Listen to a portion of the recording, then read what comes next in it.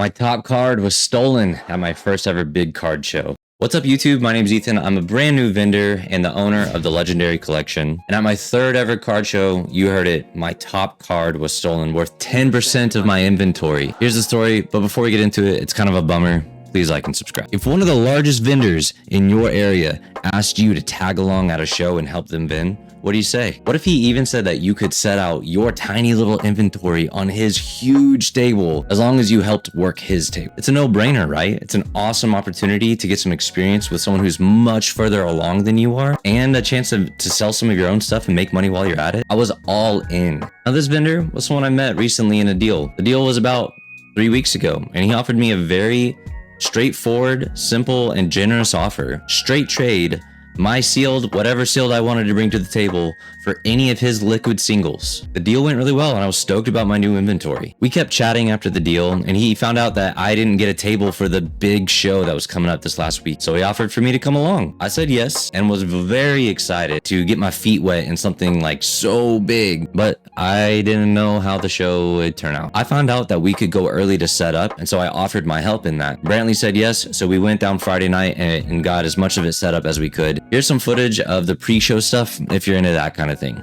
Check it out. All right, here we are in the venue. I just finished pricing all of our stuff. We've got a cool little 2-section display set up with all of our sealed and everything like that. And we're gonna have a bunch of Zion cases and everything like that. We're pretty excited. We have 3 tables, so we actually get to work from here all the way to the end. It's gonna be awesome. So stay tuned. We'll see how it goes tomorrow. See you in the morning, bright and early. I'll be the first one here. That'd be great. Later.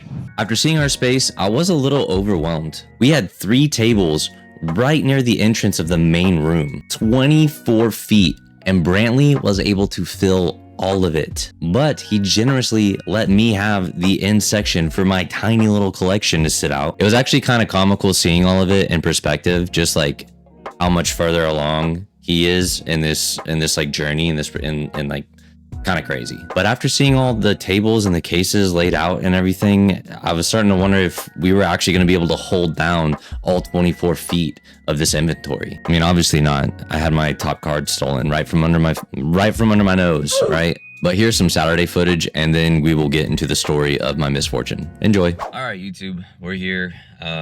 This location is really awesome. It's in Midtown and I live in Midtown. So I'm already here in the parking lot and it is 7:54 and I wanted to be here by 8.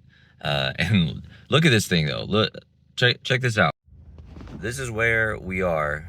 This is a I can't wait for you guys to see the inside. It's just like, I don't know, like a stadium type build, but you wouldn't guess how big it is based off looking off this. And like this location is just really cool.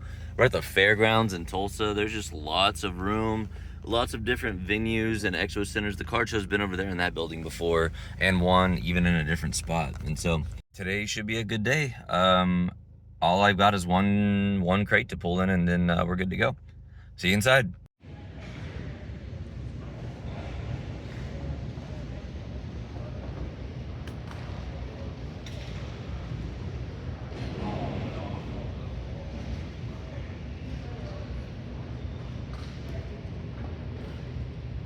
All right, we're in. I forgot my coffee. Going back out to get my coffee. I wanted to get here first, but I didn't quite make it. If you're not first, you're last. I think Kobe Bryant said that. I had a quick second at the show to get a little panorama shot, and this is a slow point of the show, but as you guys can see, there's still like 5 people at our table looking to make deals, and people just kept coming and going. It's pretty awesome. All right, it's currently like 3:30. I just went home really quick because I had to let my dog out, and literally haven't had a calm moment at the table. Haven't even been able to reset cards as they come in and haven't had time to reprice. It's been insane. So I'm trying to hustle back in as quickly as possible. Get back to the table right now. My friend Tanner is manning my spot. Brantley's still holding it down. It's been a crazy day. Here's a little sneak peek of right when you come into the venue. You're into this concessions hallway. and they have vendors set up out here as well. And I know a lot of these guys, a lot of good guys have done deals with them. So I'm just going to show this venue is actually huge and had a whole hallway leading up to the main floor where we're stationed. And so I just wanted to get a little bit of this footage for you all on my way back to the booth. So there you go. So we're wrapping up day one. It has been crazy. My feet hurt, my back hurts. We are just standing on concrete, so that's the thing. We got some good sales done on the case though. Had some things happen, but mainly what was hot were these binders right here. All these binders were just moving, and that's just something that we've been finding out in the Tulsa market. Just like the 20 and under binders, people flip through them, pull out a couple cards, and feel good about it, and that's awesome. So we're just gonna keep loading that up and work with that. So yeah, we'll try to get some more footage for tomorrow. I didn't get any footage I was trying to get for today, but we got some, so we'll get some more tomorrow. Bye. Okay, let's talk about the hard part.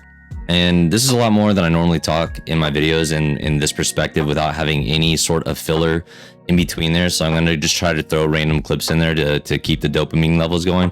But feel free to throw me in 1.5 and get to the end. But this is the story of how I lost my favorite card I've ever had in my inventory. Of that huge inventory I mentioned earlier that I got from Brantley that I traded all my sealed in for, I got some really awesome cards. And I was like sitting on cloud nine. Like I was able to just obtain some really great cards. I was so excited to move and trade and sell. Shortly after that, my friend presented me with this card that you just don't see very often. A Delta species Jolteon in like near mint condition, like just beautiful, really wonderful. And if you guys don't know, I am trying to get a full set of PSA 10 Jolteons. He's my favorite Pokemon. This card really meant a lot to me, even if I wasn't going to be able to grade it, just because it almost felt like a milestone point of like, look, I was able to make trades to get into this really cool card that I couldn't have afforded before I started this whole thing. But because I didn't have enough cash in my non-inventory stash, and I didn't have enough tradables in my personal collection, I justified using my business inventory as trade towards this Jolteon, with the caveat that the Jolteon would sit in my case with a really high sticker on it so that nobody would buy it. That way I could save up to buy it from myself. Listen, I know that's ridiculous. I've already learned the lesson, okay? Don't have to tell me. So I brought it to the show. I was using it as an eye catcher and conversation piece, and it made a really good talking point for my case. I had it all day Saturday and never even took it out of the case to show. Like, no one ever even asked to see it. I even have footage of it at 5:58 p.m. on Saturday night. The venue closed at 6. I mean, the show closed at 6. And that was the last time I can actually confirm that I had that Jolteon in my inventory. It's the last time I have it on camera. I packed up everything in my case and left nothing of value at the show. I came back Sunday at 1 p.m. I worked in the morning, knew I could get back there around 1 p.m. That's what I did. The venue was just as packed as it was on Saturday. Like, it was crazy busy walking through on Sunday to get back to the table. I took a couple minutes to unpack my things and reset my case the way I wanted it. And this is when things get hard to remember, because I walked in to really heavy flow of business that when I got there was already like 10 people waiting at the table to get some to ready to check out or make some trades or anything like that. So just kind of had to like walk into business and try to set my stuff at the same time. I wish I would have been more intentional in that moment to tell everyone, I'll be with you in just a second. I need to make sure everything is here, especially because it was around 2 to 3 p.m. when I noticed that my Jolteon was no longer in my case, and I knew I had not sold it that day. I spent the rest of the show like silently freaking out, but trying to keep my best foot forward for the customers. Anytime I had a free second, I was like scouring my boxes and in my case and all my cards, flipping through my binders, anything I could do to try to find this card that was gone, but I couldn't find it. Brantley kept trying to assure me, hey man, it'll turn up. Don't worry about it. It's gonna turn up. It's here somewhere. We'll find it.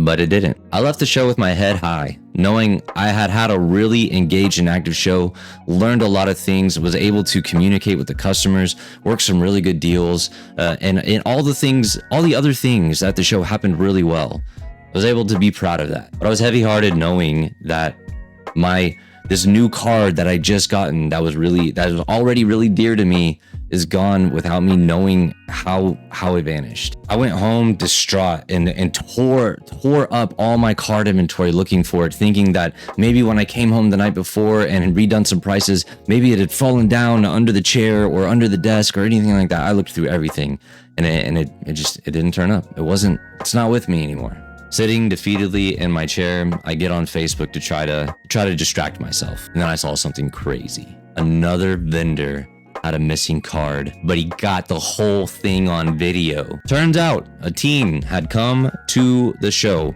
with his friend and another friend and a parent.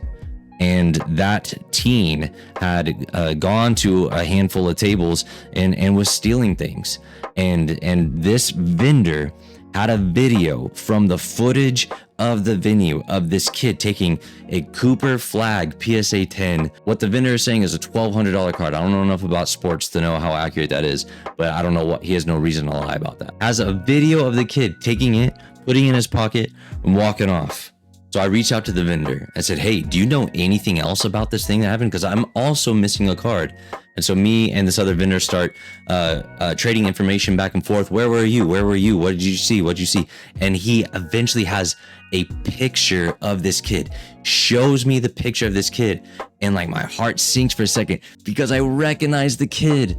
I've got this weird thing with faces. Like I remember people really well. And I know this kid was at my table. And I had noted it was a weird experience because this kid had brought cards to sell to me, probably cards that he stole from someone else in the venue. We were working a deal, and I thought it was weird because the parent he was with, the adult he was with, never came anywhere close to the table, but was clearly listening in on the conversation without actually like wanting to be seen listening, like was doing one of these things. Kind of like looking around, very, very sus, right?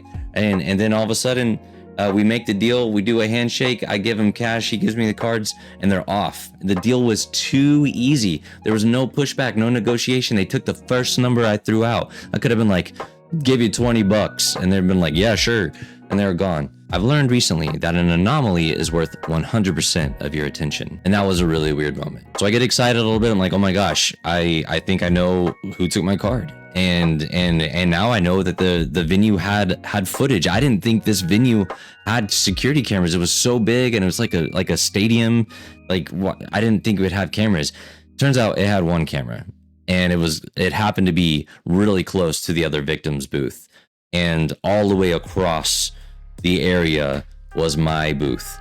So the venue security told me it would be very unlikely for them to be able to get any detailed enough footage to see anything that was actually happening in my location in that venue. So I actually have no proof that kid stole my card. I could have lost it. Someone else could have taken it. But I find it hard to believe that I only lose one card, and it's my most expensive card. I also, in a network so tight that is the Tulsa Pokemon vendors, I just also find it hard to believe another vendor stole it. I'm not ruling that out, not ruling out that I could have lost it. But I do know I shook a thief's hand after a deal. That's a fact. So just some final thoughts here. I have made a police report, and I am in direct contact with the other victim. We are talking through this. We're figuring out what we can do, how much information we can gather to make this whatever action can happen as quick as possible. We already know their names. The kid who did it, the kids he was with, the parent that brought him. We know the truck they came in the first day. We know the car they left in. We have their license plates number. We know like where they live, what town they live in, what school they go to. Like we've gained a lot of information about this group of people that was at this show. But I'm not going to show any footage of it on here because at the end of the day, this was a 7th grade boy, a teenager, tiny little guy. And I don't know his story, but I know he has one. And I just hope he can figure out how to make this right. But I did learn 2 important things about myself. Even though I felt violated and taken advantage of, I was still able to lead with generosity. And when kids or new collectors came to the table and didn't have much, I was still able to operate out of generosity and give them cards or give them discounts, especially the ones that were happy to just sit at the table and talk for a bit, us get to know each other. And that's still like my main goal, is to be community building throughout this whole process. But even though losing this one card at this show basically meant losing all my margins on the day, I'm gonna be okay. Second thing I learned about myself, I must have good taste, because a thief walks into a card show where there's thousands of cards and he finds my card to steal. I mean, consider me flattered. What can I say? I've got the best cards. So if you want the cards that only a thief would steal, you need to come check out the Legendary Collection card show. I'm just joking as a coping mechanism. But yeah, please like and subscribe. I'll see you guys next time. Bye.